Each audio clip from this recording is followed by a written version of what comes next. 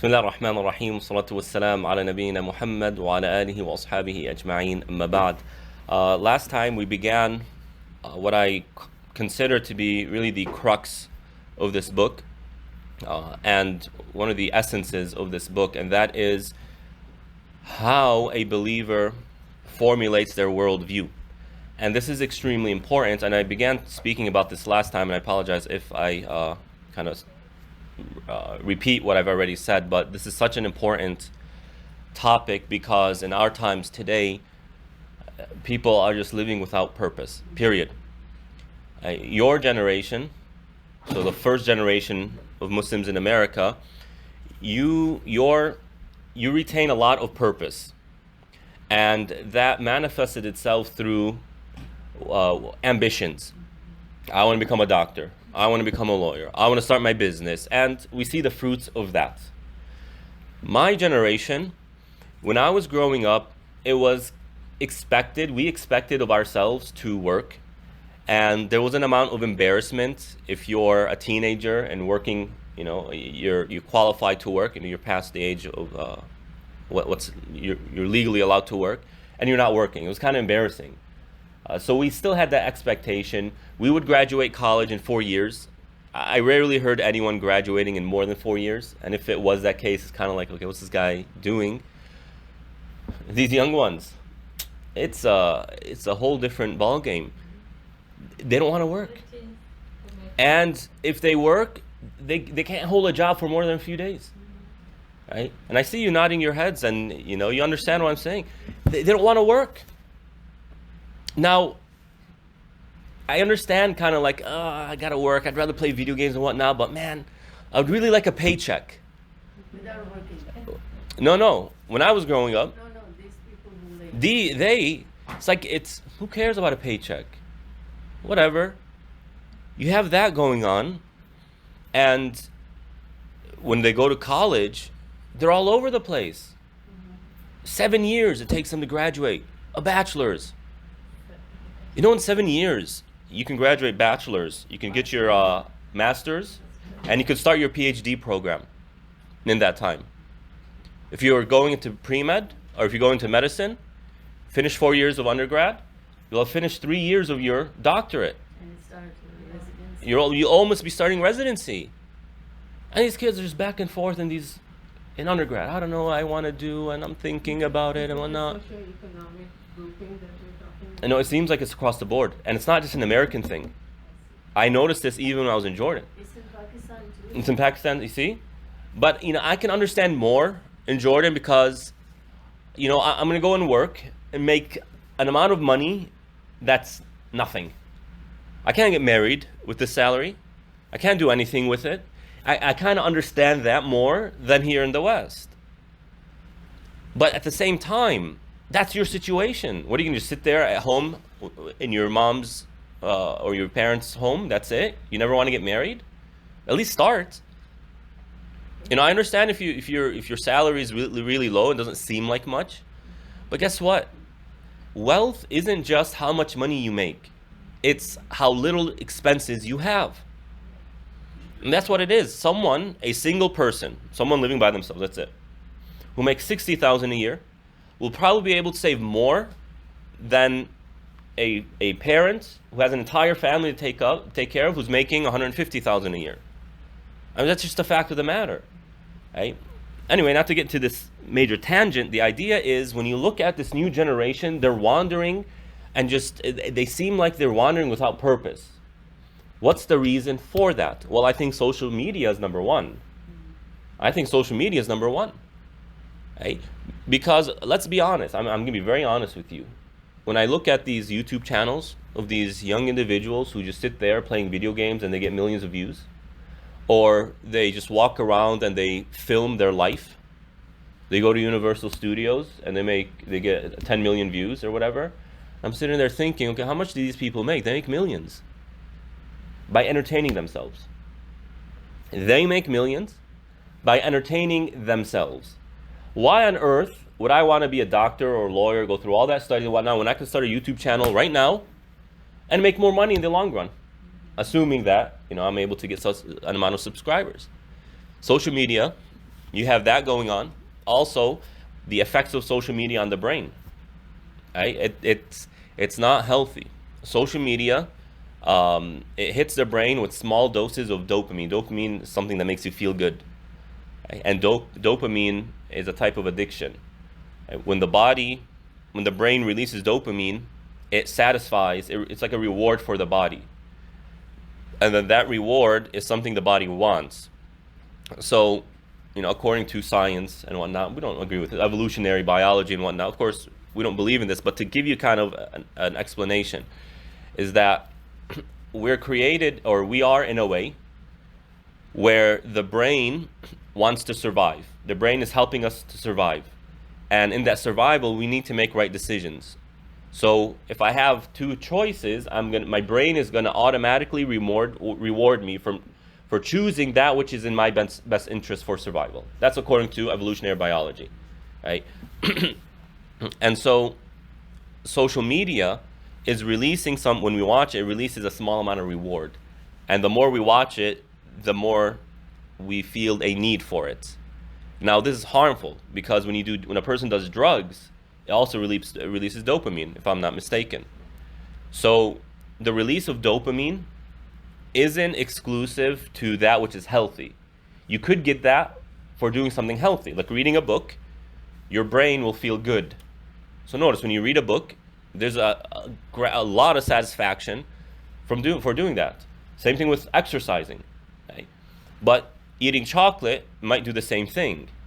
And we know that eating chocolate might not be the best, choice of diet. Right? It's not an issue of halal and haram here. It's an issue of, well, what's a better choice? So we have this going on, but let's take a step back and go back to what Ibn Qayyim rahmatullah alayhi is saying. How do we develop a worldview? Well, he begins by saying why we were created. Why am I here? Why do I exist? Why am I the way I am?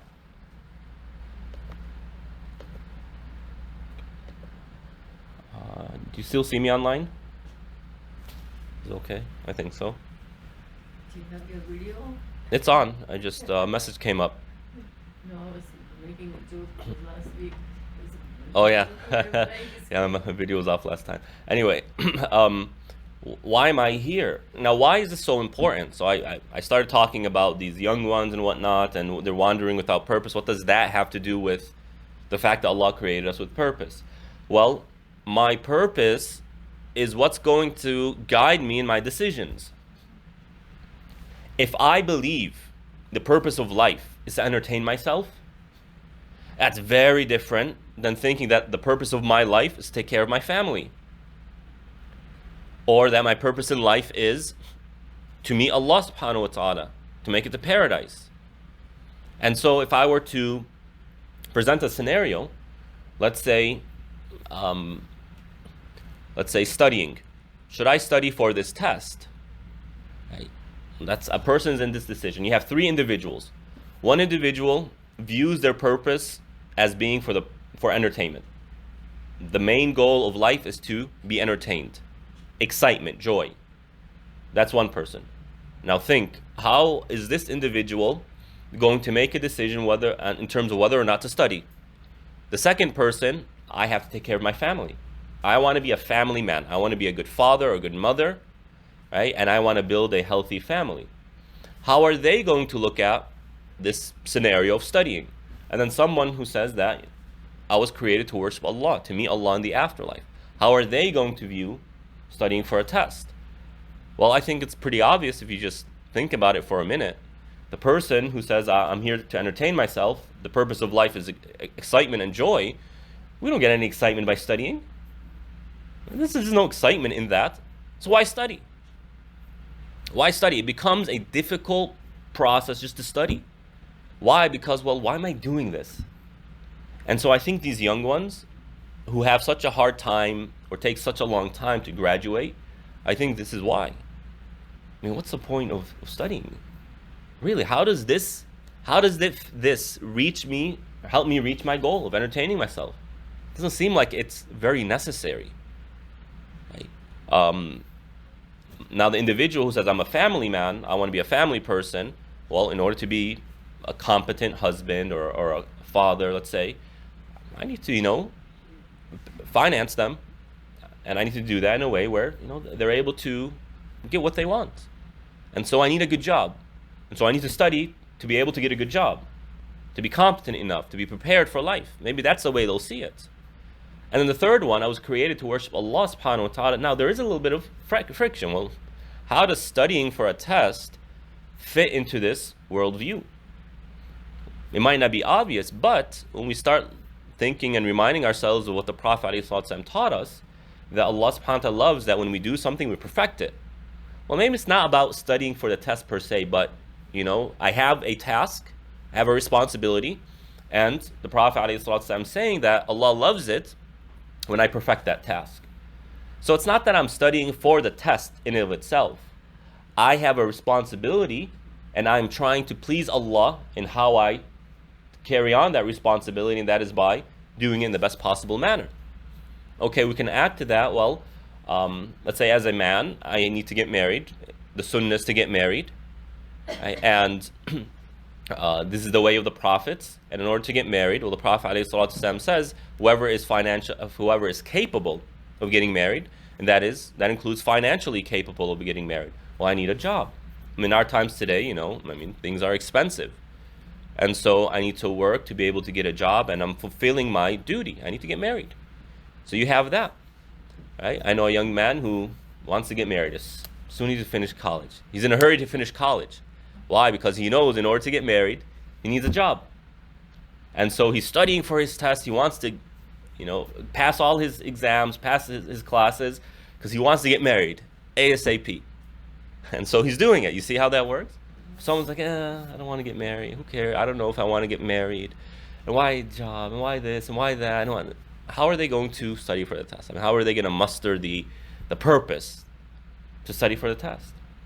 And so how we develop our worldview is extremely dependent on our purpose.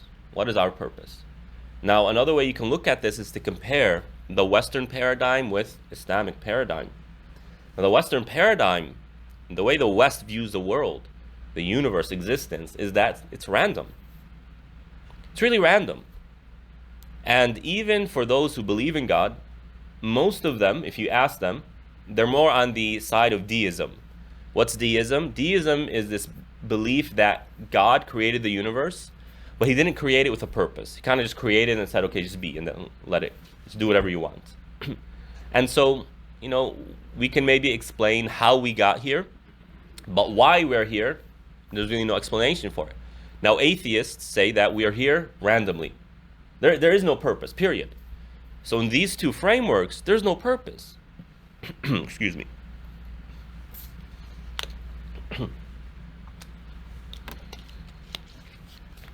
Well, guess what? If our ideology, our theology cannot provide us with a purpose, then we need to find a purpose. What is that purpose going to be? Well, I guess we're here to entertain ourselves. It's about happiness, and everything is happiness, and happiness is the most important thing. And look, we've spoken a lot about happiness. Ibn Qayyim rahmatullahi alayhi speaks a tremendous amount about happiness. It's part of our religion. However, what is happiness? You get kind of back to the same question. Is happiness the end all be all?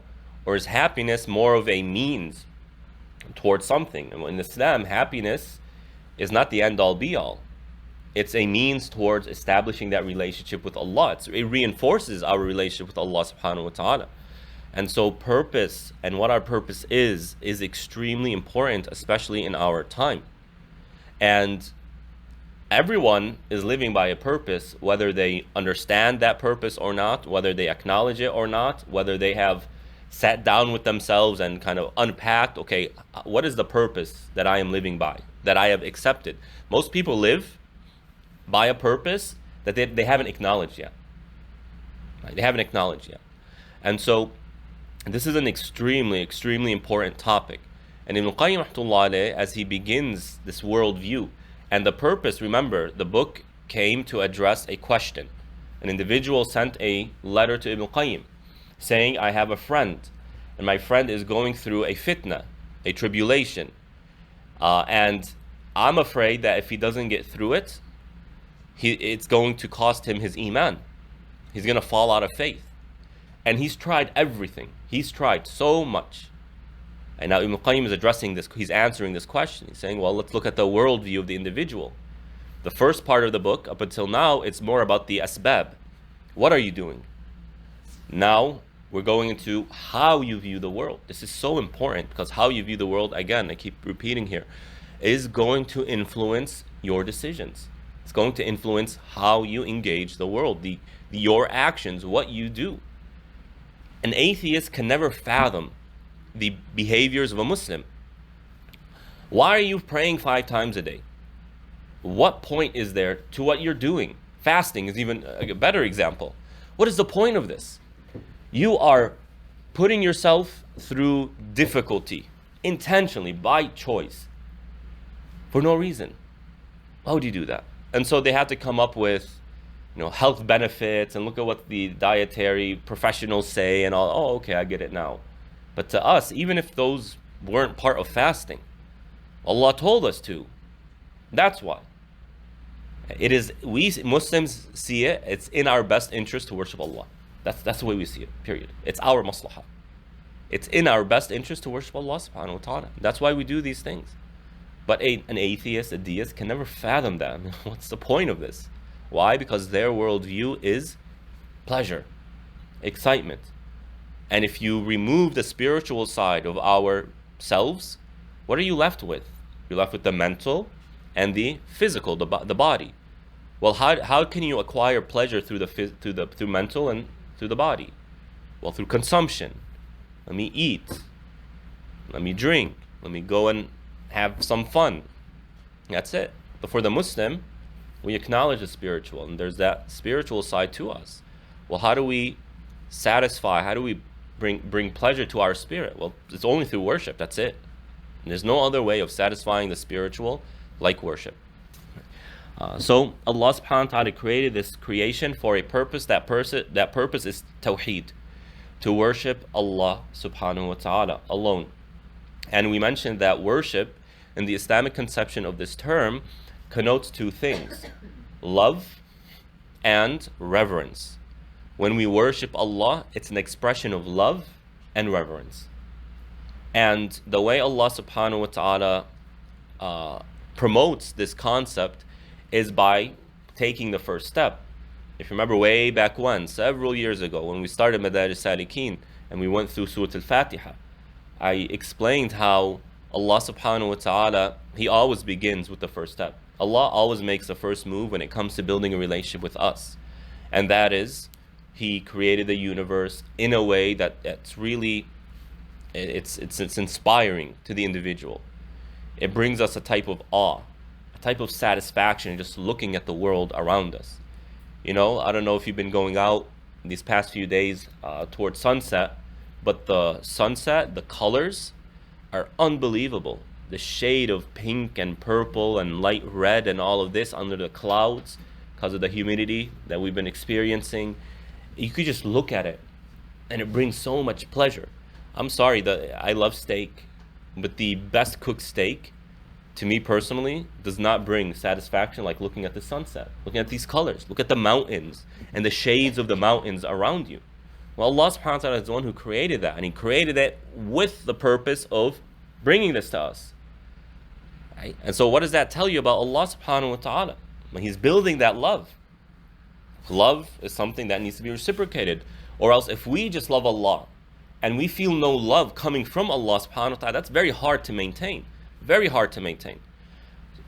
So you have that love and you have that reverence. Because if we just love each other, it's more like buddies. Hey, you're my buddy, I love you, and whatnot. No, Allah subhanahu wa ta'ala is above that. We revere Him, and thus we submit to Him. We take Allah subhanahu wa ta'ala seriously, and so we fear Him and we have hope in Him. These aren't elements you find in kind of your buddy. I love my buddy. I like hanging out with him, but, he's not the one I go to. He's not the one I'm concerned with when it comes to my decisions. So you have that love and you have that reverence. There are so many verses, I believe some of which we've gone over already, but to reiterate, وَمَا خَلَقْتُ الْجِنَّ وَالْإِنسَ إِلَّا لِيَعْبُدُونَ. The reason Allah created jinn and humans is to worship Him. وَمَا خَلَقْنَا السَّمَاوَاتِ وَالْأَرْضَ وَمَا بَيْنَهُمَا إِلَّا بِالْحَقِّ. And Allah subhanahu wa ta'ala has not created the heavens and the earth and what is in between except in haqq. And here haqq means purpose. Because one of the meanings of haqq, when we look at the dictionary, the word haqq is very complex in the Arabic language. One of the meanings is purpose. Allah created them with a purpose. They're not here randomly. The universe isn't organized, structured randomly. Everything is structured in a way to represent Allah subhanahu wa ta'ala's tawheed.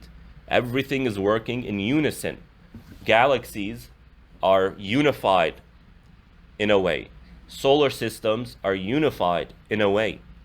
It's all interconnected. The entire solar system is interconnected. It's quite fascinating. I don't have time to explain it, but look at the physics behind gravity, or the knowledge behind gravity. Why gravity is, why the celestial bodies orbit. There are simple experiments you can do that shows why. And when you see this, you'll understand that the universe is absolutely connected. It's interconnected. It's organized. Allah subhanahu wa ta'ala made it that way to represent Him subhanahu wa ta'ala, that He is one. And that everything goes back to Allah subhanahu wa ta'ala. And then Allah subhanahu wa ta'ala says that He created the 7 heavens and the earth similarly, meaning 7 layers. And He sent between the two, between the heavens and earth, His revelation, so that we get to know Allah as being the all-competent and the all-knowledgeable, subhanahu wa ta'ala. Or to say the all-capable and the all-knowledgeable, among other verses. So, a Muslim begins their worldview with this purpose. Right? The second step, as Ibn Qayyim rahmatullah alayhi here mentions, الوسائط والشفعاء بسبب سخط الرب. I guess the title here is incorrect. Anyway, the second step that Ibn Qayyim rahmatullah alayhi takes in order to build a worldview, we started with what? We were created for a purpose, and that purpose directly goes back to Allah. Second step is there's nothing between you and Allah.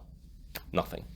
There are no wasa'it, there are no shufa'a, there are no intermediaries, there are no interceders. It's you and Allah subhanahu wa ta'ala. You and Allah.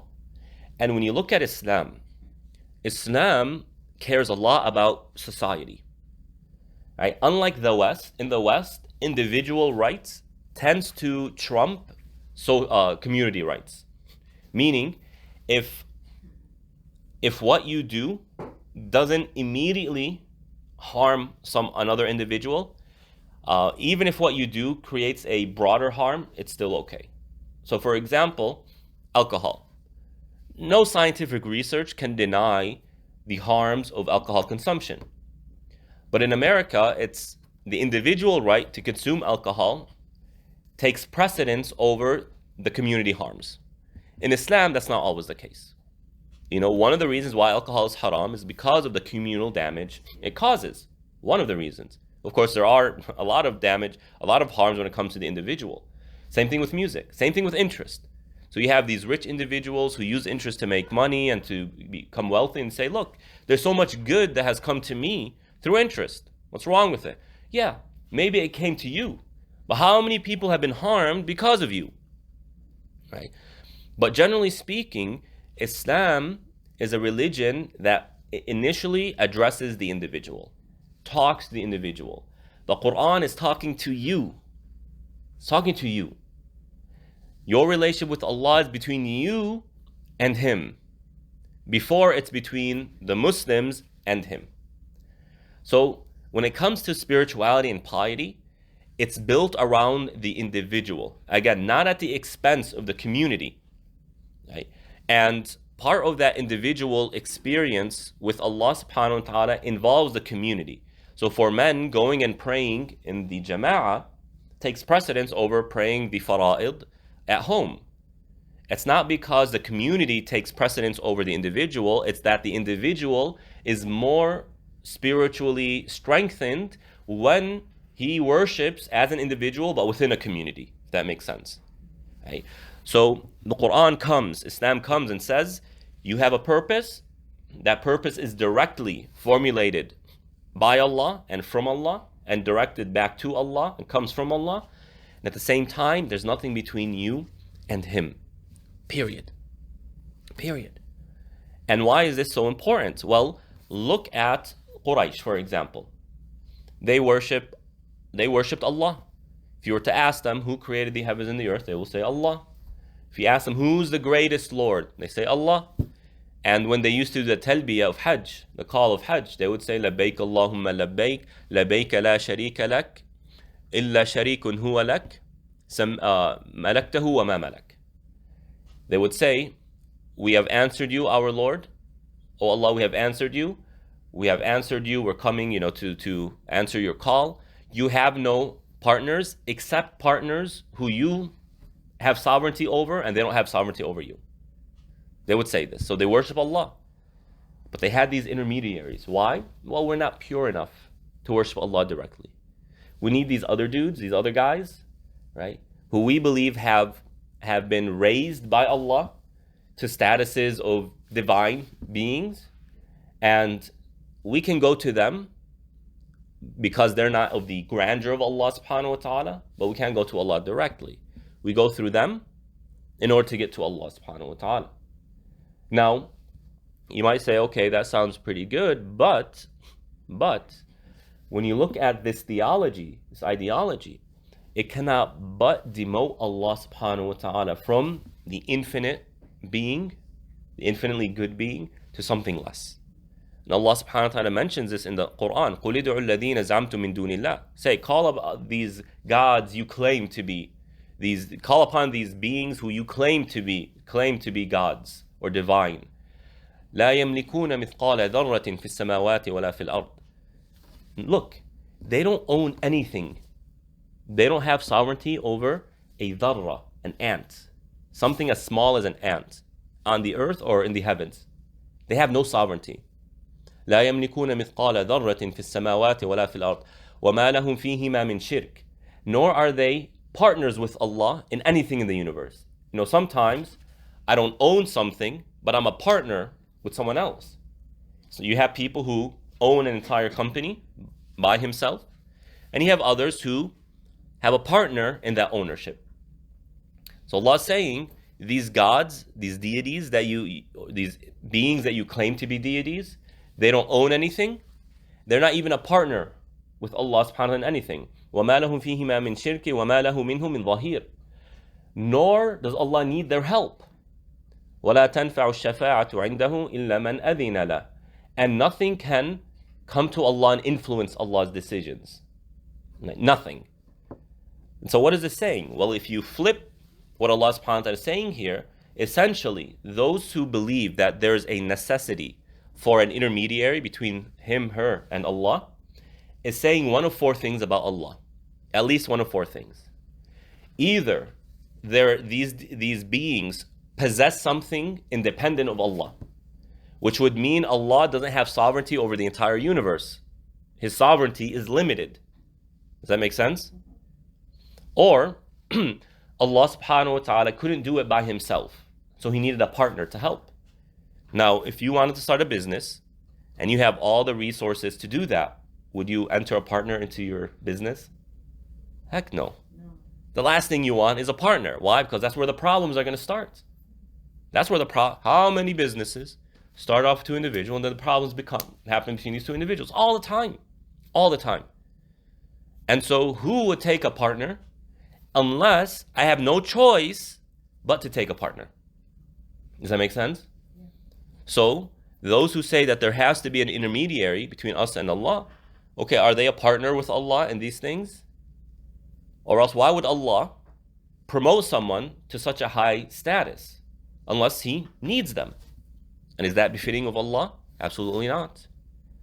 The third one, that it's not that they're partners with Allah, it's more like a king and his ministers. A king puts ministers across. You have the minister, like for example in America, you have the Minister of Defense, you have the Minister of, or the Secretary of Defense, the Secretary of State, you have the Minister of Housing, the Minister of Education, all these ministers who take care of a sector within this massive country. Well, why are they there? Because the president can't do it by himself. He does not have the knowledge to take care of all of these fields, so he needs to hire experts to run these affairs and then report to him. He doesn't have the time to do it. He doesn't have the strength to do it. He doesn't have the competency to take care of it. So by necessity, he needs these ministers. Well, is that befitting of Allah? Why would Allah delegate certain beings to these realms of life? Because they would say, this God, this idol is the God of love. This idol is the God of provisions. This idol is the God of rain. As though Allah has delegated these individuals to take care of these affairs, as though Allah is not able to do it by himself. Demoted Allah subhanahu wa ta'ala. Now the fourth one is intercession. Well, what is intercession? Intercession is, for example, let's say, Farkhunda is mad at Nahid, right? And Nahid is trying to, come to terms with Farkhunda, and she can't, so she comes to me and says, you know what, I've tried, it's not working, but maybe you can influence her. Maybe you can come to terms. Maybe you can help me. So, okay, I know that I have enough of a relationship with Farkhunda to influence her decisions. So I go and say, Farkhunda, I'm asking you for me. Just let it go, right? What is that really? It's Nahid sees that I can potentially influence Farkhunda's decisions. Well, is that befitting of Allah that someone goes and influences Allah's decisions? Absolutely not. Well, what does Allah say? لا معقب لحكمه. No one can come and interfere Allah subhanahu wa ta'ala's decree. I mean, Allah is not to be influenced. He's perfect. Right? And so when there are intermediaries, middlemen or women, because there are a lot of goddesses, intermediaries between an individual and Allah, it cannot but stem from an incorrect understanding of who Allah is, an imperfect understanding of who Allah is. Okay, that's one part of the equation. Why is that such a big deal? Well, if I don't see Allah for who He really is, I will not be able to build a relationship with Allah that is strong, period. For example, if I think that Allah does not hear my dua, would I ever make dua to Allah? No. Now, if I don't have this means of making dua to Allah, then when I have a problem, who am I going to depend upon? Myself, someone else. And if I'm putting my dependence on myself or someone else, where's my hope going to be in? Who's my hope going to be in? Myself or that other person? Well, we know that hope is an integral part of formulating love of Allah. How can I have a solid, correct relationship with Allah if I don't believe Allah can hear my dua and answer my dua? It doesn't work. Now look at the Christian world. This whole notion that God manifested himself in a human being, and that human being used to feel things, used to become hungry. The enemies overpowered him and killed him and whatnot. Well, if that's the image of God, a human being, well, who's to say that I can't become a God? If God is a human being, and the images of God that they're always painting is that of a human being, who's to say that this God wasn't once a normal human being like you and I, and then somehow found a way to become divine, to escape time and space, and to control time and space? This sounds kind of bizarre, but if a person's image of God is a human being, then who's to say that's not possible? And so an incorrect understanding of who Allah is will branch out into multiple deviations in theology. So notice, Allah subhanahu wa ta'ala, whenever He says, وَمَا قَدَرُ اللَّهَ حَقَّ قَدْرِهِ, they did not appraise Allah with appropriate appraisal. Meaning they didn't give Allah due rights when it comes to who He is. And sometimes they say, oh, Allah won't send down revelation. They have misappropriated who Allah is, in a sense that Allah doesn't care enough about the universe to send a messenger, to send down revelation, to interject and to guide humanity. Well, if that's the worldview that a person has, then when a prophet comes and says, hey, I'm sent by Allah, they're going to laugh. What is this nonsense? What is all this bizarre stuff? Okay. وَمَا قَدْرُ اللَّهَ حَقَّ قَدْرِهِ وَالْأَرْضُ جَمِيعًا قَبْضَتُهُ يَوْمَ الْقِيَامَةِ. Another fallacy of Quraysh was Allah does not have the ability to recreate the creation after it dies. قَالَ مَنْ يُحْيِي الْعِظَامِ وَهِيَ رَمِيمٌ. Abu Jahl, Allah subhanahu wa ta'ala is telling us in the end of Surah Yasin, Abu Jahl took some bones and kind of crushed it like this to where it became just ashes and dust, and he blew it towards the Prophet. And he said, who can revive this after becoming ash, after becoming dust? What is Allah's response? What is Allah's response? قُلْ يُحْيِيهَا الَّذِي أَنْشَأَهَا أَوَّلَ مَرَّةٍ. Well, the one who created it the first time from nothing is able to recreate it. So Quraysh had this belief that Allah isn't capable. He isn't capable of recreating a dead corpse after becoming dust. Right? And then as a result of that, well, we don't believe in the afterlife. You see how that works? Due to their lack or incorrect understanding of Allah, it led to the rejection of the afterlife entirely. Well, if I don't believe in an afterlife, how is that going to impact my worldview? Oh, drastically. Look at the world around you. People are living the way they do because they don't believe in an afterlife. Period.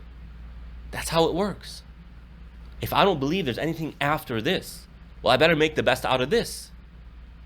And so in America, when you came here, how Christian were they? In comparison to now. A lot more Christian, right? A lot more Christian. As one individual who was born and raised in Lebanon said, when I went from Lebanon's extremely liberal. So when I came from Lebanon to America, it's like Americans going from America to Saudi Arabia. From how conservative it is in comparison. Right? I understand that the 60s, there was a sexual revolution, all that stuff, but generally speaking, Americans held American values. And they kept those values, the Christian values, and they kept it. While Christians believe they have some sort of conception of an afterlife. But look at how the more they became distant from the afterlife, how their behaviors changed. Same thing in the Muslim world. Same thing in the children of Israel. Look at how they behaved, the children of Israel behaved with Musa alayhi salam. Well, one of the things Allah points out in Surah Al-Baqarah is this rejection of the afterlife. Right? They weren't sure if there was an afterlife. And so Allah kept sending them signs and signs and signs, evidences to prove that there's an afterlife. Right? The idea here is that when a person puts between them and Allah intermediaries, that is coming from something else. It is coming from a belief that Allah isn't perfect in one way or another.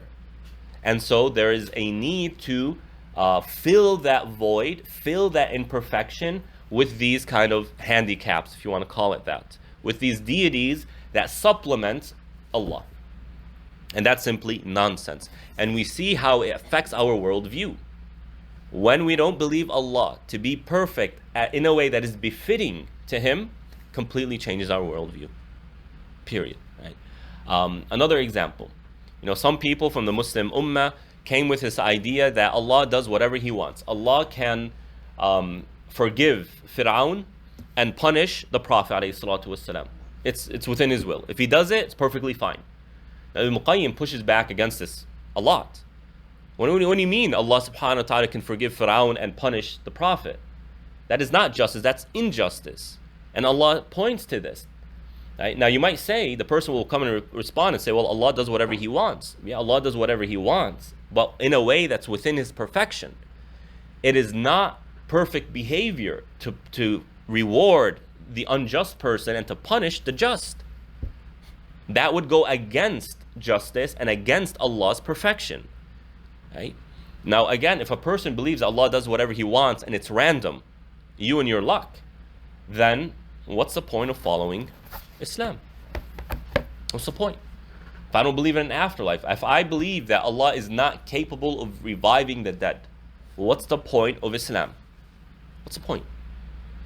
If, as unfortunately many Muslims have adopted for whatever reason, if we believe that Muslims and Christians and Jews and any good person goes to paradise. What's the point of being a Muslim? If an individual who drinks and fornicates and does all of this, but is a good person, is kind, says please and thank you when he speaks or she speaks, that person is going to paradise simply because they were a good person. And why on earth should I follow Islam? Why? What's the point of sending messengers? What's the point of that? There is no point. Right? So this is an extremely important point. When it comes to our worldview, we started with what? Purpose. What is that purpose? Worship. Allah's tawheed, to worship Allah subhanahu wa ta'ala. We mentioned the Islamic conception of worship.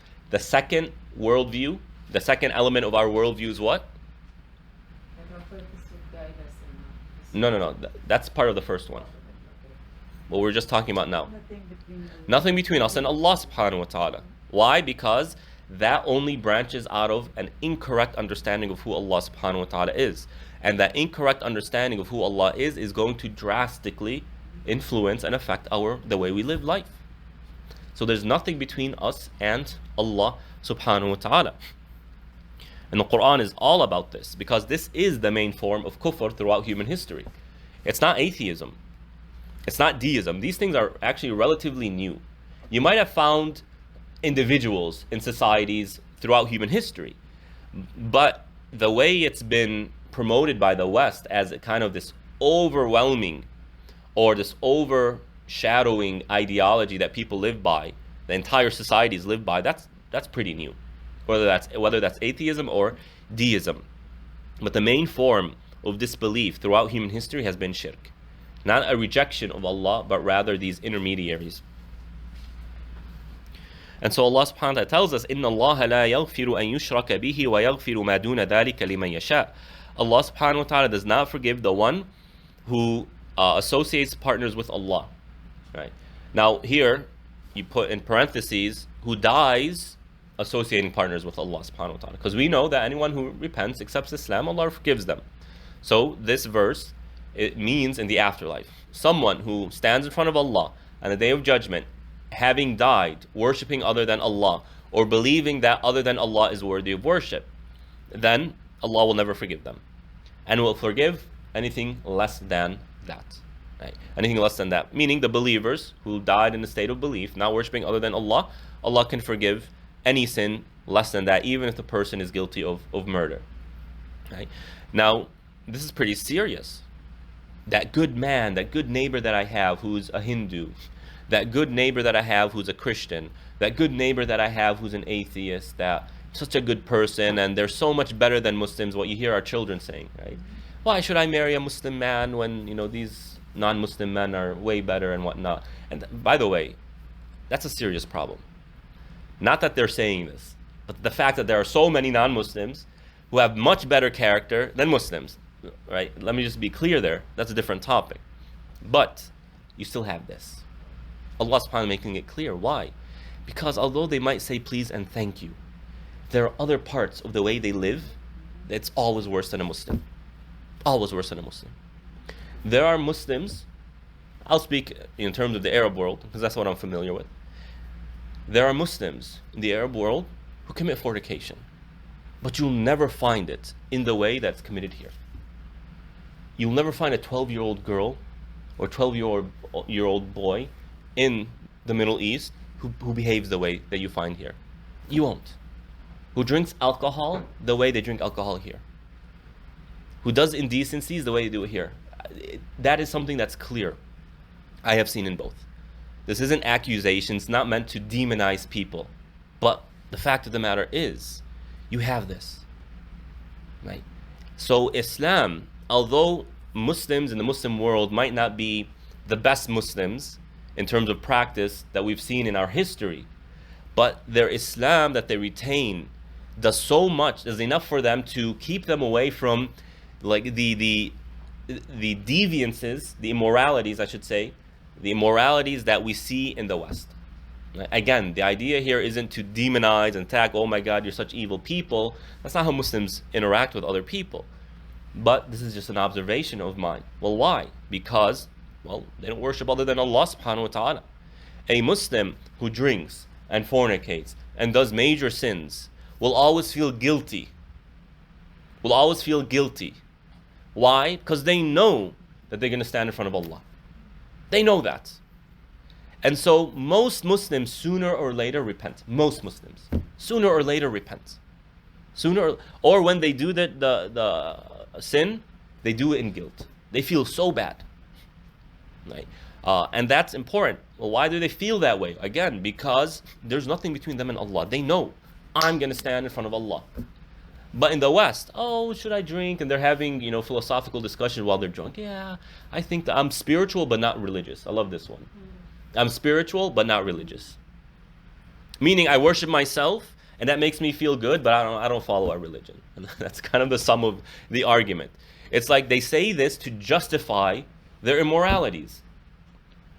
So, I'm sorry, I know in the West there are so many elements that are just we learn from, whether that's their political organization, the way they organize politics, the way they organize the economy, the academic institutions, and we can make the argument that, well, they actually built off what the Muslims had, what the Ottomans have. And you can see a lot of overlap, by the way. Right? But in other areas, let's just be honest, in the areas of morality, the Western world is not just not a role model. They're like the ones you want to be on the opposite end of the world. Right? It's just family, another thing. In China, in Japan, in the Asian world, non-Muslims, family to them is very important. There's an amount of respect that you have and you must exert towards your parents, towards your grandparents. Family plays a role. The Western world, it's falling apart. Now, again, in the 60s, it wasn't like that. Now it is. And so in certain areas, the West isn't just not our role model. It's kind of the opposite we want to be doing. So this verse is extremely serious. Why? Because, well, we've seen how it drastically impacts our worldview. Now, interesting, I heard a talk and the individual says that a young lady came to him and said, I left Islam because of Surah Al-Rahman, which is kind of like an oxymoron. It sounds very contradictory. You left Islam because of the Surah of Mercy. That seems, kind of opposite of what's supposed to happen. Well, okay, why? Tell me about it. Well, the description of hellfire is so explicit in Surah Al-Rahman that I couldn't reconcile between how this surah is called mercy, yet you have this very explicit description of hellfire, meaning the person is just boiling in hell, running around in pain. So how can Allah call this surah the surah of mercy, yet this is where so many people are going, to this hellfire to be punished? And then he goes and he says, well, I sat and thought about what she said. But notice, he said, where's the answer? Well, after Allah talks about hellfire in these verses, what comes right after it? The verse right after it. وَلِمَنْ خَافَ مَقَامَ رَبِّهِ جَنَّتَانِ. Whoever fears Allah, for them is 2 paradises. Meaning, Allah gives us this description of paradise. He tells us He doesn't forgive shirk. Not in wrath, the way, the West views Christianity as kind of presenting it.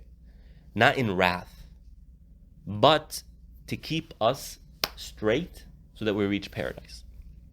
The description of hellfire is primarily meant not to threaten us, not to express His wrath, I'm going to get you, but rather to inspire us to pursue paradise. Now, people are going to be in that hellfire. The hellfire is there. It's real, right? But that's for the people who didn't fear Allah subhanahu wa ta'ala. And so they lived a life against what is healthy for them. So when Allah tells us He does not forgive polytheism, shirk, the primary purpose that is meant to be kind of given to us here isn't to say, oh, I'm coming after you and I'm waiting for you to slip and mess up, but rather to let us know that this is extremely harmful. Because what leads to hellfire are the things that are extremely harmful to us in this life. When you look at alcohol, fornication, murder, riba, theft, right? Backbiting, slander, these things that are major sins that can lead to hellfire. Not doing zakah, not giving zakah, not fasting. These things are drastically harmful to the individual and to society as a whole. These are the things that lead to hellfire. Okay, so Allah subhanahu wa ta'ala adds this element of, hey, be careful. There are consequences to poor choices to help inspire us to do good. And every single parent, every single human being functions this way. So someone who comes and says, oh, look at your God, he's so wrathful and so scary and this, and where's the mercy and whatnot? We human beings live like this. As parents, how many times did you tell your children, if you fail school, you're going to live a life of difficulty? You told them that, right? Yeah. If you fail school, how are you going to be able to get a job? So was it so much more difficulty? Like How are you going to get a job? in my How are you going to work? What are you going to work as? You need, a good salary that makes your life easy. You're saying that from experience, and the teenagers are boom, in one ear, out the other ear, until they become a little bit older and realize, oh my God, this life requires a lot of money. I'm glad I listened to my parents, or I'm glad my parents were, kind of on top of things. And so we function this way. It's a common human feature. So there's nothing wrong with Allah subhanahu wa ta'ala doing the same thing with us. Hey, be careful. You start messing around, you start doing the things that are harmful to yourself and to society, there are consequences to that. But if you can be inspired by those consequences to do what is good, to make right decisions, then you can be just fine. You'll have two paradises, not just one. does that mean paradise in this life as well as the afterlife? Is that what it's saying? No, it's the afterlife. Because then the description of paradise that comes after this verse is the paradise of the afterlife. When it says Jannatan. Jannatan is in, no, it's not. I can understand what it's not saying paradise in this life, paradise in the after. No, it's saying that you get double the reward, as though Allah is saying you get double the reward in the afterlife.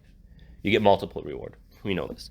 So, let's go ahead and stop here. Again, we are developing a worldview that will help us make better decisions, will help us better understand what I should be doing, what I shouldn't be doing, what is harmful to me and what is not harmful to me. We as a world, I would say, at least in the West and in the Muslim world, we are at a divergence point. We are at a fork in the road. This social media stuff, this entertain myself culture, this consumer culture is damaging to the individual. And some people, you're starting to find on YouTube individuals who are trying to counter this lifestyle. Just yesterday, I saw a video of a person who did a dopamine detox, meaning kind of changed his routine for a week and found the things that are small shots of dopamine, like social media, like chocolate and junk food, like movies, watching movies, and he removed it from his life to see what would happen. And that also includes, not using your phone as your alarm clock, using one of those old style phone alarm clocks, to see what would happen. And basically, the end result was the following. He was able not to live a more exciting life, but a more productive life. And he said something very interesting. I liked it. He said most people are living life by consuming it. And that's preventing them from creating the life that they will enjoy. Okay.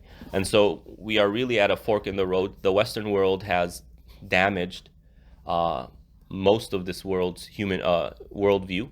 Everything that happens here in America trickles out. Because America is not only the strongest political entity, it's also the strongest when it comes to what's called soft power. Soft power is more like cultural power. Right? No matter how strong China's economy is becoming, if you follow that view, no one's trying to act like a Chinese person. No one's doing that. But everyone's trying to be Western. It's the fact of the matter. Right? And so the Western world has damaged the globe when it comes to this concept of a worldview. The worldview is all about consume, entertain yourself, do fun things, just stay on YouTube and all that. And of course, the companies make billions upon billions of dollars. Let's go ahead and stop here. We're still working on our worldview, and we ask Allah subhanahu wa ta'ala for tawfiq. Wa sallallahu ala nabiyyina Muhammad wa ala alihi wa ashabihi ajma'in.